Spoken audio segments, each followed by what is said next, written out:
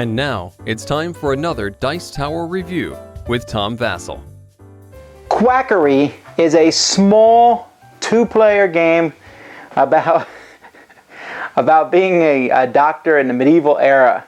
Of course, doctor is very, very loosely used here, which is why quackery, someone who pretends to be a doctor, and you're trying to cure patients from four things: black bile, yellow bile, phlegm, and blood. Actually, you're trying to get those four humors in balance. So I guess there's some historical purposes to the game, but our question for today is it a good game?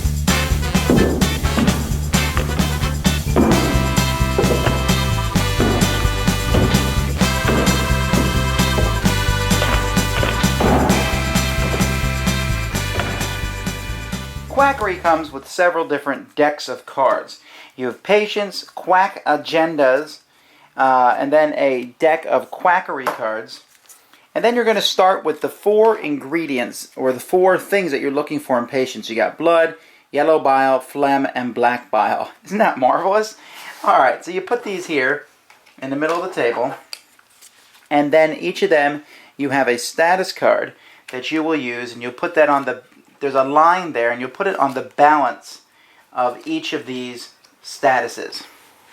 Okay, so let me focus more on this so you can see how one of them looks. So as the game progresses, this status can move up or down, and if it goes too far in one direction, then the patient has succumbed, which is a nice way of saying they are dead. At the beginning of a round, on a player's turn, or actually at the beginning of the game, I guess I should say, before we go to that, each person gets a quack agenda. And so you're trying to do something with your agenda. Like this person here is trying to get patients whose total equals 13. This person's trying to get patients who have the same coat of arms. This one's trying to get 4 female or 3 female, depending on how many players, or male patients. So that's you get one of these that you have secretly trying to get a certain amount of patients. So each round we turn over a patient, and you can see here at the bottom of her card that it shows what she has in each of the areas. So she starts at double negative in black bile, a plus in blood, a negative in phlegm, and a double positive in yellow bile.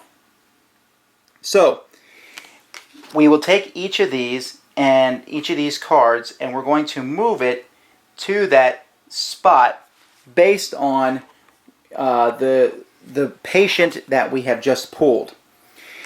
Now, starting with each player, on your turn, you will take one of these statuses and you will move it one space in any direction. If you move it to balanced, you then get to draw one of these quackery cards. In the future, you are able to play these cards sometimes in place of doing an action. For example, this card here says, play this card as your treatment action. The black bile humor becomes balanced for this patient, and it can no longer become imbalanced. So you can play that card and just go ahead and do it. So these cards are useful. There's also cards that say play anytime the status of the black bile humor changes. Move their black bile humor one more step in the same direction. So those cards can be played anytime. But you can move it to balanced.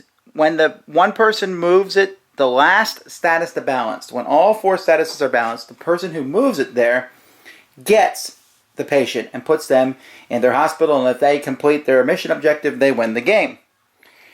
If, however, someone makes it go to succumb, then the patient dies, and then you take the patient and put them in a pile in front of you.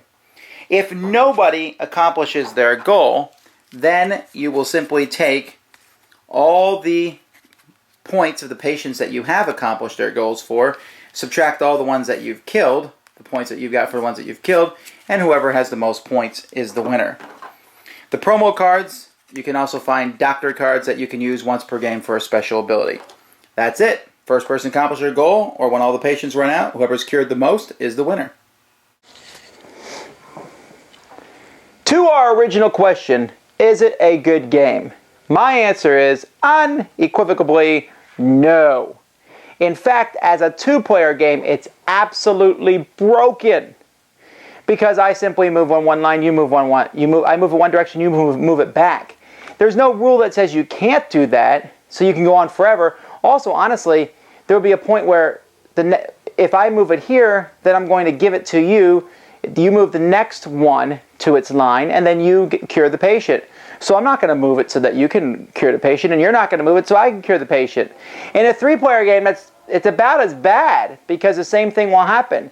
It just some interesting ideas here, some funny artwork. 3 promotional cards, which are these promotional cards where you're a doctor. They don't even really, they're in the rules, and they should be part of the game, but they're not. They should be in the game. As be as it may, I just don't see the game itself. The ideas of moving the 4 humors around and trying to cure the different patients, it's a good idea. But in practice, I found it doesn't work. Maybe Melody thinks differently. Do you like this game? No. What do you think about it? It was kind of boring, and at one point, my dad and I were just keep on moving the thing and trying not to make it balance, because there was another one ready to be in balance. Right. I mean, and it's so easy to kill a patient. Half the patients you can kill right off the top of your head. And yeah, that might count against you, but it might not. So if I don't need that patient, I'm killing it. And it doesn't hurt me enough, and it will hurt someone else enough, because that's one of the patients they probably need to cure. This one is just lots of thumbs down from me. Thanks for joining us today.